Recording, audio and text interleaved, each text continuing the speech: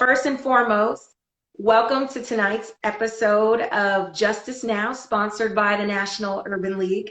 I'm Jerika Richardson. I serve as the Senior Vice President for Equitable Justice and Strategic Initiatives at the League. And we are just really excited to have this conversation on such an important topic. So this evening, we're going to be talking about the homelessness crisis here in America, as well as its intersection with race. And, you know, this is something that I think we're seeing in a lot of our major cities across the country, and the East Coast and the West Coast. Our guests represent both sides of the country. So we know that this is something that we've definitely seen an increase of, relevant to COVID, to some of the economic challenges that are happening in this country. And I really want to dive deep into this topic and not just spotlight it, but talk about meaningful solutions. So joining me here this evening is Girmay, Zahilay. Girmay, did I get the last name right? I know I got the first name. You did it. I'm so impressed. So he is a council member in King County in Seattle, Washington's District 2. And then we also have Dr. G.S. Potter, who is many things: a veteran political strategist, a journalist, organizing practitioner, who has, I think, so much valuable insight and is able to share her perspective as well. So I would love to give you each a minute or two just to introduce yourselves, talk about your work, and especially kind of what draws you face of homelessness and how you have been approaching the issue. So council member, why don't we start with you? Sounds great, Jerika. First of all, I just want to say it's really great to see you again. I think the last time we saw each other in person, we were knocking on doors for Hillary Clinton in 2016. So I was not at the Urban League though, because I am at a nonprofit. Just back in the day before you put on the have to stay neutral hat. So as Jerika so kindly introduced already, my name is Girmay Zahilay. I'm a King County council member. That is the region that Seattle is in. Some people know what Seattle is, but not so much King County from around the country, since you have a national audience. I represent a very urban and diverse part of King County, and the biggest issue that we have here is definitely homelessness. We have a big housing crisis here, and that's the issue that I focus my time on, and that my colleagues on the council focus their time on.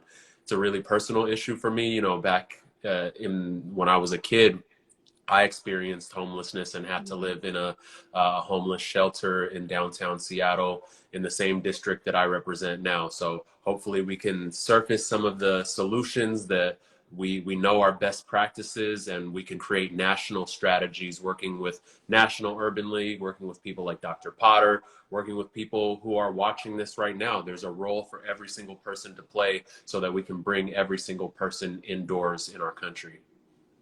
Thank you so much for that. I think it's really important for us to have elected officials and representatives that have lived experience and are really focused and care about tackling these issues, I think, in a more nuanced way than they would be otherwise. So, you know, thank you for your leadership and your work in this area. Dr. Potter, I would want to turn the floor over to you just so you can share a little bit about yourself and your work. Thanks so much. I actually started my organizing career off in San Francisco as part of the San Francisco homeless community. So I've worked with organizations like Coalition on Homelessness and Poor Magazine. And I went on to get my Ph.D. at University of Washington and worked pretty deeply with the homeless community there. I worked with Real Change. I taught community journalism to a bunch of homeless folks there. And now I'm a strategist. I work with BE Strategies, and I'm the senior editor for the B Note. And we work pretty much on everything you can think of in terms of the intersection of race, class, disability, the LGBTQ community, poverty. And we're just trying to find amazing council members. I work a lot in Philadelphia to try and find council members that'll help us, you know, push good legislation for homeless folks. And I also have my 4-year-old son home, so I might have to step away, give him a quick hug, and then run back if you don't mind. Oh, no worries. We don't mind at all. And yes, we want to have great council members. If only we could just replicate Girmay and just put him in every city council seat. Girmay, why don't we start out? I think when we talk about homelessness, depending on who you're speaking with, the person on the receiving end may have a picture of what that looks like in their head. And sometimes it may be a very narrow view. Can you give us, what's your definition of homelessness? This is a really timely question that you're asking, Jerika, because how King County used to count how many people are unhoused in our region. People used to get in cars one night a year and go out and count how many people are visibly unhoused. And that was leading us to a number around, somewhere between 6,000 to 12,000 in King County. But once we expanded our definition using criteria like how many people are accessing homelessness services and accessing shelters and things like that, the number became much, much bigger. Now our estimate for how many people are unhoused or housing unstable is closer to 40 to 45,000. And that's much more accurate because that's the flip side of how many units of affordable housing at 50% area median income or below we're missing in our region. And when you define it like that, how many people don't have access to truly affordable housing that is stable for them and where they can feel like they're safe, that is a much more effective definition in my view, and it's a much bigger number than we previously anticipated. Homelessness is not just the people who you see living out on the street. Homelessness can look like youth who are having to couch surf from friends and relatives because they don't have a safe place to go to. Homelessness can look like domestic violence survivors who are trying to escape living with their abuser. So it's a much bigger definition than how people like to oversimplify it. Thank you for that. Dr. Potter, I'd love to have you add to that if there's anything, but I also would love for you to address if you can outline for us, what are some of the top causes of homelessness here in America? Right. Yeah, I think definitely the definition of homelessness needs to be expanded. The ones we're using really don't capture the picture. And just like the council member was saying, we need to look at people that are couch surfing, people that are staying with friends and family, people that are doubled up and tripled up. In Philadelphia recently, we had a horrible house fire, and a lot of people died because there are so many people crammed into these small living spaces because people can't afford the cost of living, so they have to double up on their rent to help each other out, and we're really not counting that and capturing that in the picture. So I think one of the things we need to do is really look at, what's the poverty rate? What's the deep poverty rate? One of the things we discuss a lot when we're talking about housing is 80% area median income, 30% area median income.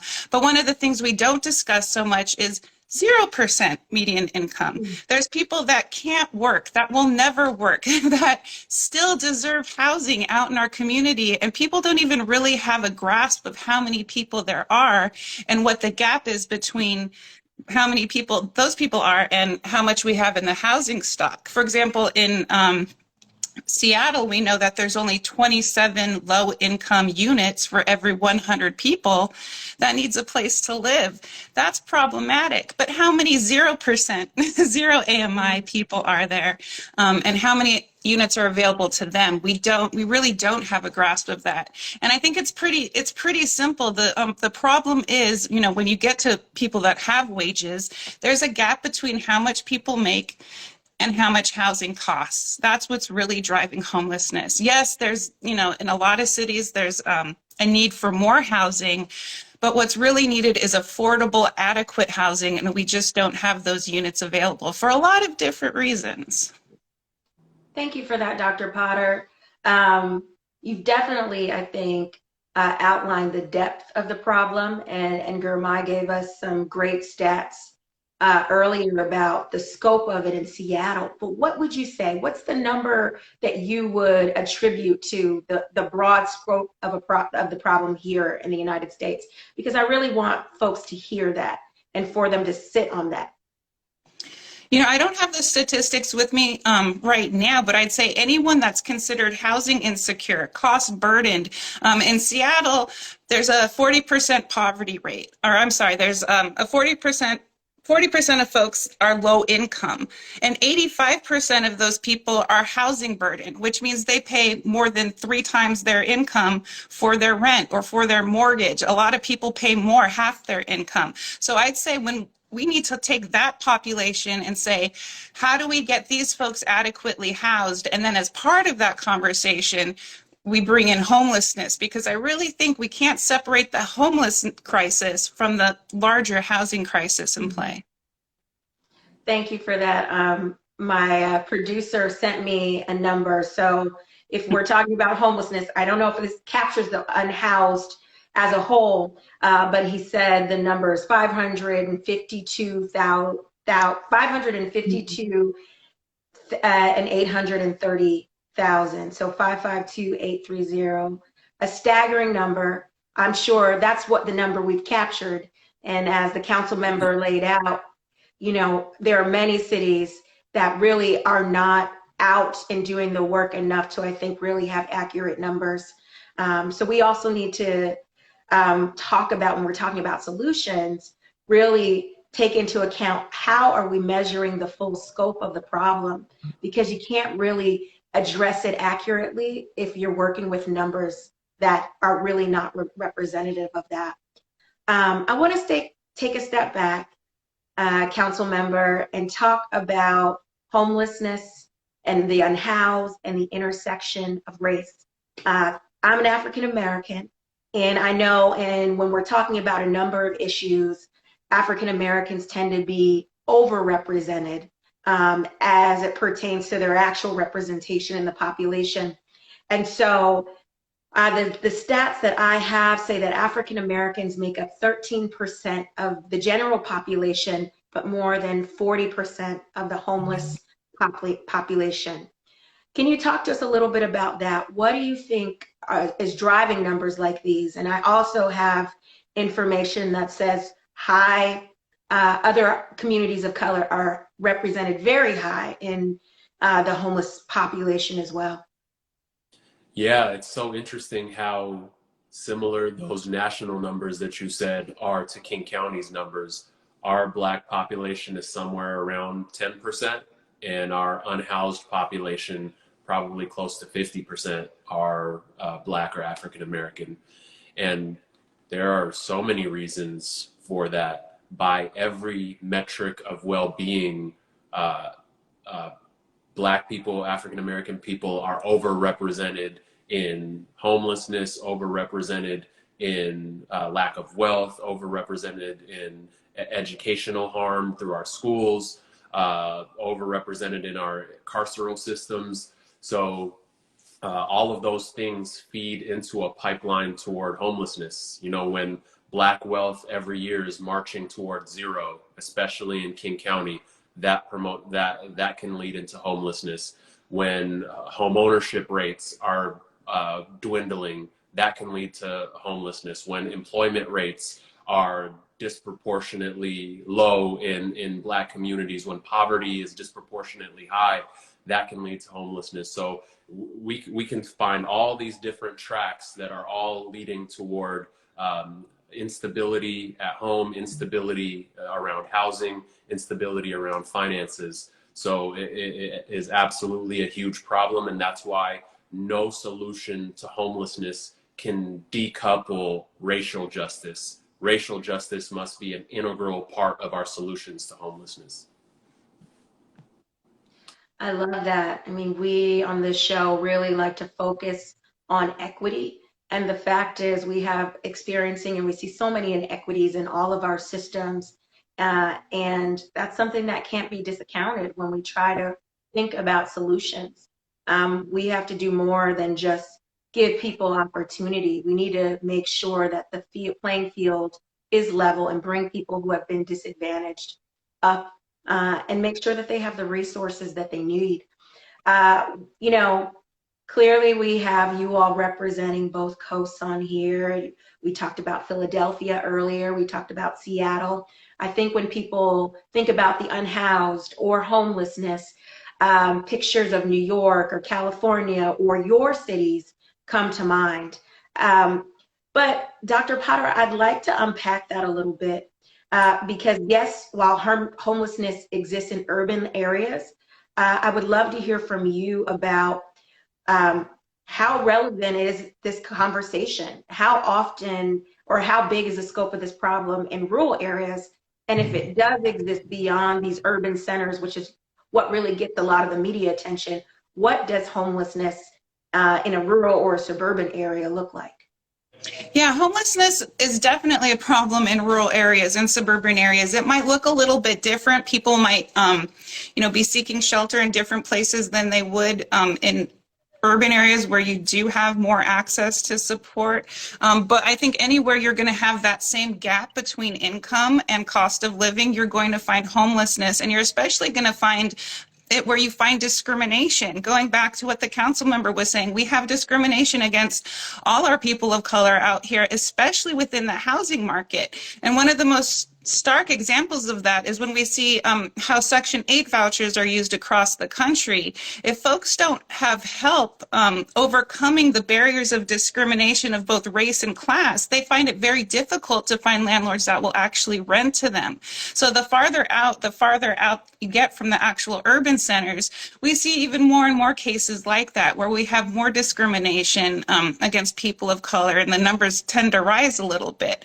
So I think there's nowhere you can go to escape it. We have to stop thinking about it as if it's the problem of some other community. And no matter where we are, if we're in rural farmland, there's definitely poor people in rural areas, and there's definitely houses they can't get into. If we're looking at the suburbs, especially with displacement, with people being displaced from the cities and being pushed further and further out, there's going to be even more of that gap between housing stock and low-income people. So it's something that we have to stop compartmentalizing as a city problem and really start looking at it as a discrimination and income and wealth gap problem. Thank you for that, Dr. Potter. We spent a lot of time talking about, homelessness and the unhoused and what the problem looks like. But let's talk about solutions. Council member, what do you want to talk about some of the solutions that have been proposed in your community? What is Seattle doing to address this issue? Yeah, I'll start off by talking about some of the big problems because those inform the solutions. One of the big problems is that Washington State has the single most upside down tax code in the whole country, meaning if you're lower income or middle income, you pay a much higher proportion of your income toward taxes than do the millionaires and billionaires that live in our region. And remember, Washington might not be the biggest state in the country, but we have the biggest employers in the country. Amazon is here, Microsoft is here, Jeff Bezos is here, Bill Gates is here. So we have a really big discrepancy between the wealthiest people and the middle income and low income and no income people. And that is a really, really huge contributor, because when we're thinking about how to raise the revenues that we need to create the housing that we need to solve homelessness, a level of government like mine at King County, we can only fund things through sales tax and property tax. Think about that. We're trying to help low-income people, but the only options we have are to tax low-income people disproportionately. So that puts us constantly in this dilemma where we're thinking, do we raise the billions of dollars that we need every single year to build the requisite housing, while putting a disproportional amount of the burden on the backs of working people and low-income people, while super wealthy people don't pay their fair share? And that is a state level prohibition. So it's not like King County can change that unilaterally. That's a state issue. So that's one big issue, and something that constantly is a topic in our state to try to fix. Our upside down tax code, promoting things like a big business tax or a wealth tax or an income tax, while simultaneously reducing the more harmful taxes like sales tax and property tax. Another huge barrier in Seattle is the fact that our zoning is horrifying here. 75% of our residential land in Seattle is zoned for single-family detached homes. That means you have a big parcel of land that could potentially house an apartment where many people can be housed. No, that's not allowed. Only a single family is allowed to build here, and that's 75% of our land. Think about that. We have 45,000 people who are housing unstable. We can't build up. So that's a huge problem. I actually took a recent trip to Germany as part of an educational tour to see what public policy looks like in other places. And the way their land is zoned, you can build up. You can build duplexes and triplexes and things that will house more people. And when I walk around the streets, I do not see the same number of visibly unhoused people. And that's probably some part to do with it, is the zoning.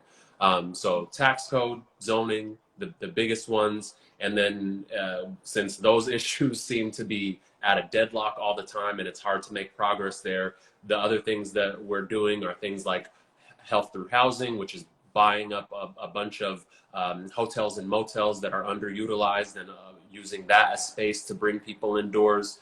We have things like the Youth Achievement Center, which I'm working on with a coalition of organizations to provide 100 units of free homes to housing unstable youth.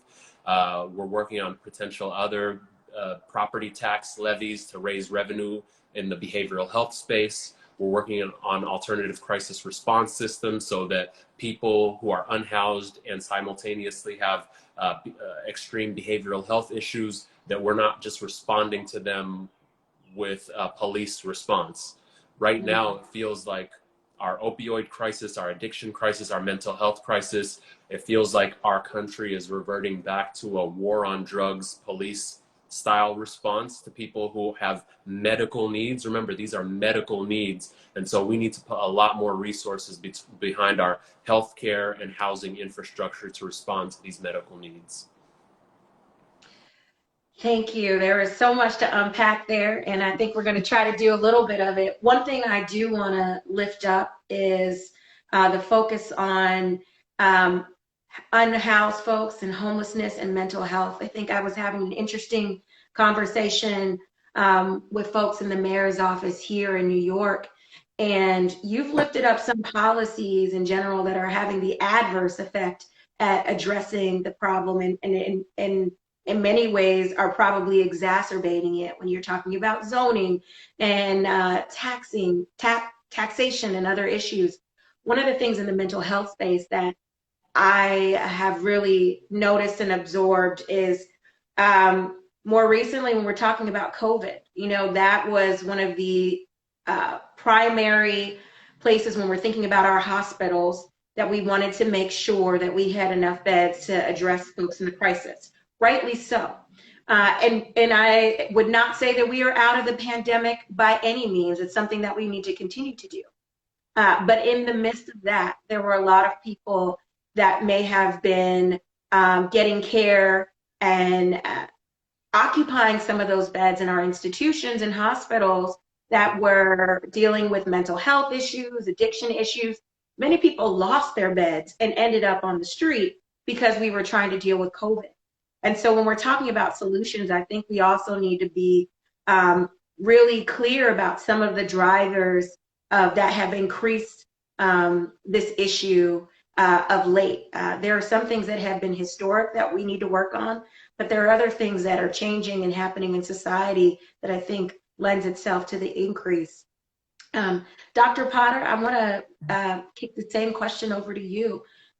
What are your thoughts on solutions to this issue? And feel free to take a step back and unpack any of the some of the drivers or the issues that make it so challenging to address. Yeah.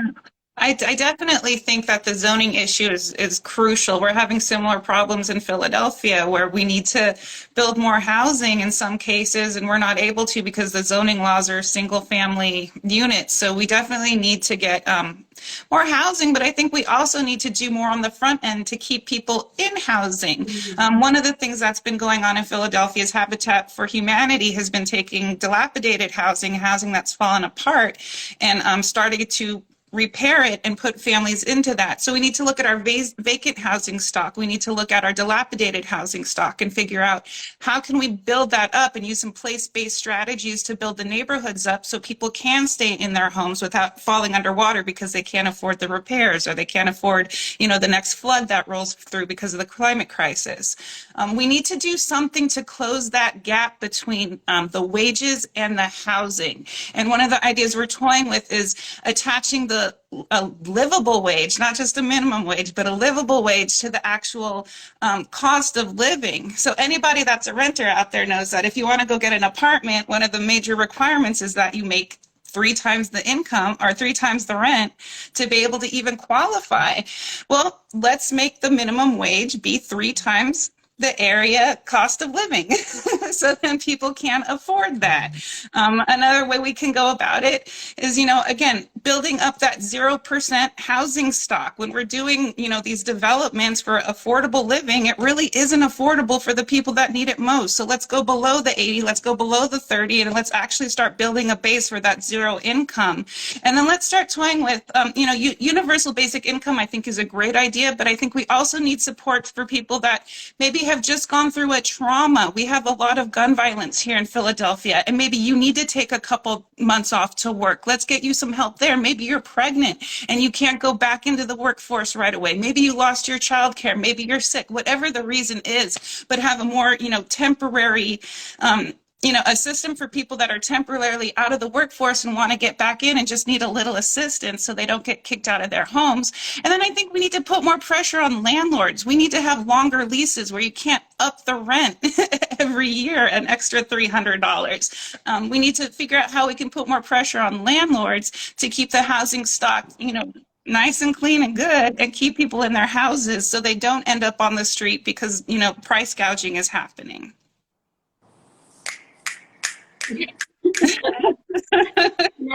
All around. Dr. Potter, I really am feeling your passion, and I'm so glad that you are in this space and really lifting up the needs and the work that needs to be done.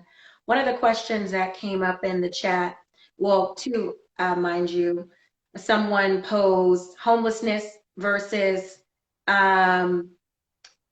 houseless or unhoused. Let's talk a little bit about that terminology and what you all think it means and how should we be having this conversation, because I know it's something that comes up, and if we have the opportunity to educate folks on the terminology, I want to do that. And then one of the other questions was, can you go over some of the common misconceptions about the unhoused community and what the truth is? I think you touched on some of them right there, Dr. Potter, when you were making us think about those people that end up falling into these categories and are challenged because of violence or domestic violence or work, or it seems like there's a whole diversity of issues that may put people in this position. So I'm going to actually step back on that. So I threw 2 different questions out. Councilmember Dr. Potter, jump in, whoever wants to address either of those, but I want to make sure we're responsive to some of the questions that we're seeing from our audience. I can jump in on the terminology question. I'm not an expert in the terminology, so I'm just speaking to my understanding of why the change from homeless to unhoused. I think in the way we speak, homes don't need to be a physical structure, right? Home is where the heart is. And so to call somebody homeless, maybe they do have a home and it's just not the physical structures that we're used to. So saying it's unhoused points to the physical structure rather than saying somebody doesn't have somewhere where they belong, because we all belong here together. I still hear the term homelessness used, though, to describe the crisis that we're undergoing as a nation, but not describing individual people as homeless for the reasons that I described above. Thank you for that. Dr. Cotter, is there anything you want to add? I mean, I think you did a great job with that one. You know, you can go so far. I've heard people say, you know, people without homes, people living without homes, people that have been victimized by the housing market. But I really want to talk more about what does homelessness look like. I think the council member, you know, he's said it himself. He's been through homelessness. I've been through homelessness. What does it look like? It looks like city council. It looks like somebody with a Ph.D. It looks like any one of your neighbors, anybody, any one of your friends, any one of your family members, any person that is housing insecure or is low income can be one paycheck, one car accident, one sickness, one injury, one sickness of a relative or accident of a relative away from homelessness. It looks like children. It looks like elders. It looks like moms and dads and aunts and uncles. It's any normal person that just can't make that gap between what it costs to live and living. And then one other thing I want to say, yes, we have a serious opioid problem. We have serious drug problems in our communities that we have to deal with. And that also adds to the burden of, you know, trauma and crisis and ending up homeless. But there's house people with drug problems. It's not drugs that causes homelessness. It's the lack of affordability, the lack of the housing stock, the lack of support that causes homelessness. So we don't need to, you know, criminalize or demonize people that are struggling with drug addiction. That's a horrible, horrible physical, medical problem that people have to deal with. But it isn't something that we should use to stigmatize or stereotype people in struggle. That the problem is housing. It is the cost of housing. It's the availability of housing. It's not who someone is. Like, look at the diversity just amongst me and the council member. It's not who you are. It's what is happening structurally. And that's what we have to keep a laser eye focus. Anytime anyone wants to bring it back to the individual and blame the individual, we have to go right back to the structures and say, no, we have real serious structures that no matter who you are difficult to overcome. And we really need to talk about those. I love that. Can I just say something, Jerika? Well, go ahead. I was just going to build off the brilliance of Dr. Potter in our tendency to look at individuals rather than root structural causes. If you go to most of the big urban cities that exist in the US, they're seeing the same patterns, the same trends. If this was an individual person issue, would you see the same patterns, the same trends in every major city? No, there is clearly a public policy failure across our country. And so it never makes sense to me when people want to just point to individuals. Of course, nobody is saying that we don't have personal responsibility and that everybody's issues are different and that we don't, take responsibility for our own families. All those things are true. But when we're talking about politicians and public policy makers, they have to present public policy solutions. And the fact that this exists across the country in almost every major urban area shows that this is a failure of our housing market and our failure of our zoning and our failure of our healthcare infrastructure. That is so important. It's important that also we have accountability when we're talking about our institutions and our lawmakers that are actually crafting the policies that can sometimes harm, hurt, or help. I would love, we've talked about solutions. One of the things that we really try to focus on at the National Urban League is not talking about solutions in the vacuum or from just the perspective of the experts, the advocates, the lawmakers, the politicians, electeds, etc., the policy folks.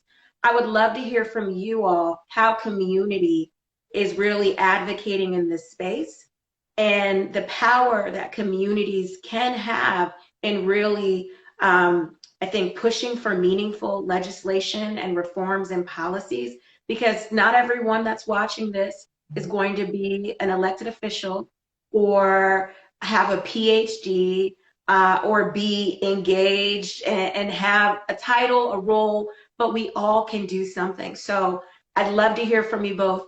How can members of the community, how can everyday people engage on this issue and actually push and really propel meaningful change, especially in the policy space as it relates to this issue? Well, if I'll jump in, I guess. I think I have to always give a shout out. Right now, it's budget season, folks. So if there's things in communities that you want to see supported through your local budgets, your state budgets, then you need to show up in the committee meetings, show up to city council, make sure that your housing programs are getting funded, make sure your community organizations are getting funded. I'm very fortunate to come from San Francisco and places like Seattle where there's large homeless groups that are peer run and peer organized. So you have people from the homeless community organizing homeless folks. I say we need to listen to those people, listen to what their problems are, listen to what their solutions are, empower them to vote. We have serious problems with voting infrastructure, especially in low-income communities of color. We need to make sure they have the ballot boxes and the door knockers and the information and support so that they can actually put the people into power that are going to make decisions that will help them. And I think, on the everyday level, anytime you get a peer-run homeless organization, support them. Anytime you have council members that are doing awesome work around the homeless community and really trying to make bold moves, support this guy right here, support him.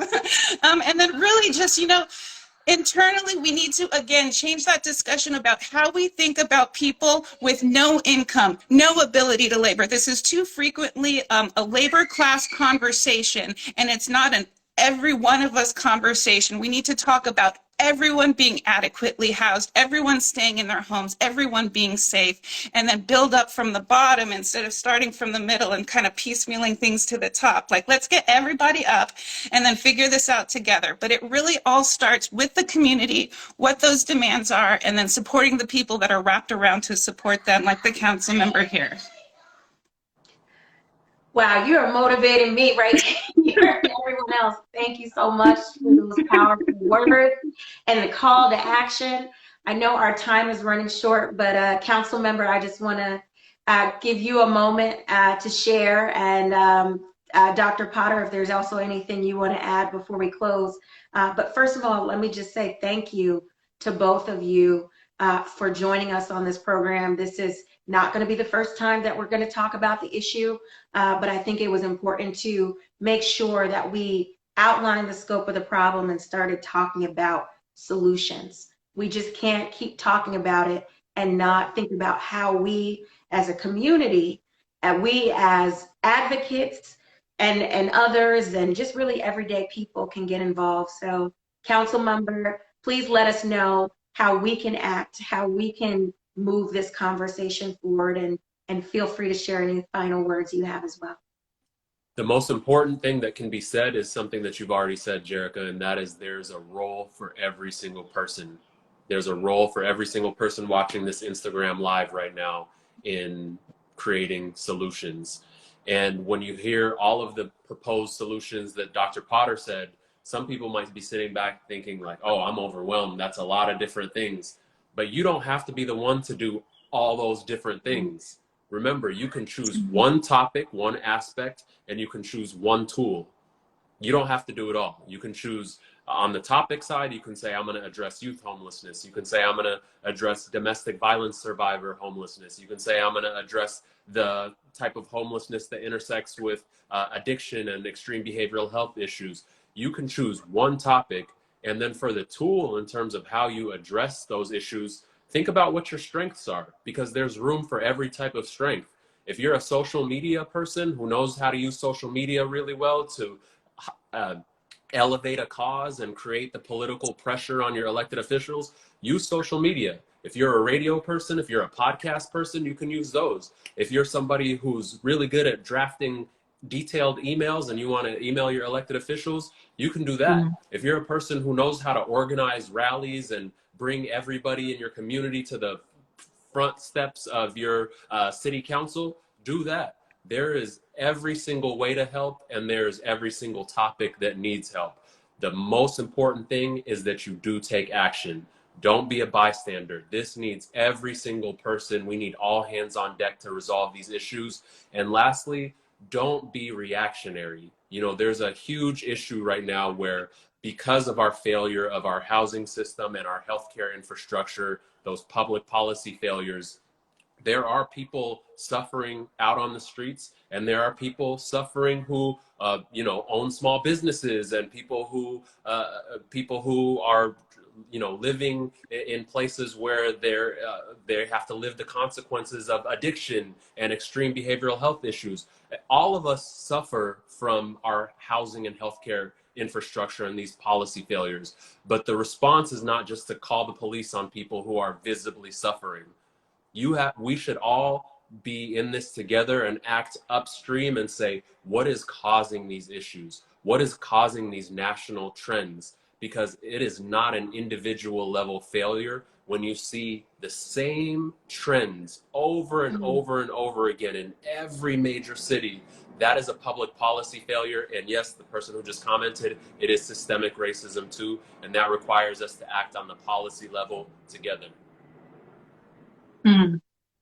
Yes. Love it. That was so well stated. I just applause to everything you just said. And the two little things that I would add to that is vote. Number one, vote.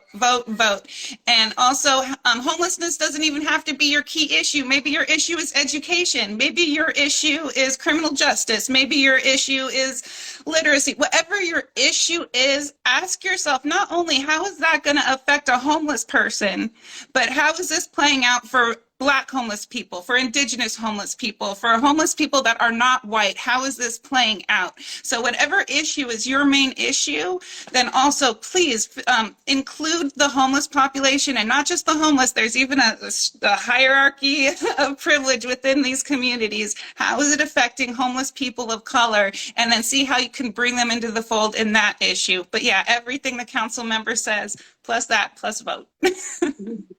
So I'm just going to sum it all up and say, vote. As Dr. Potter said, we need to engage.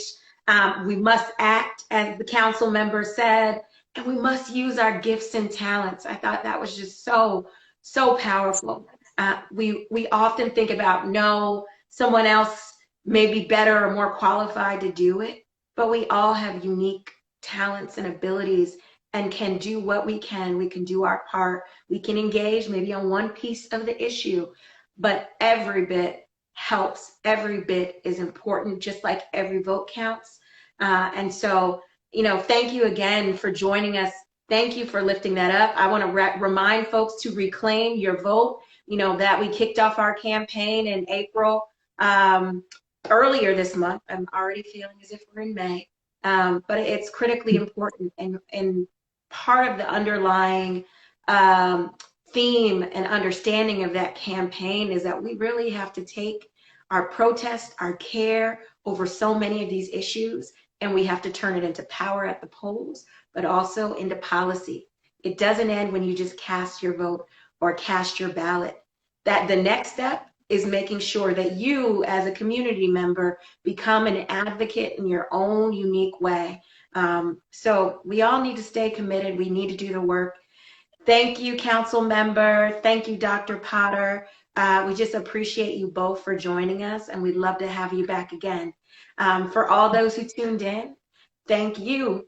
And remember, the time for justice is always now. Take care and have a good night all. Good night.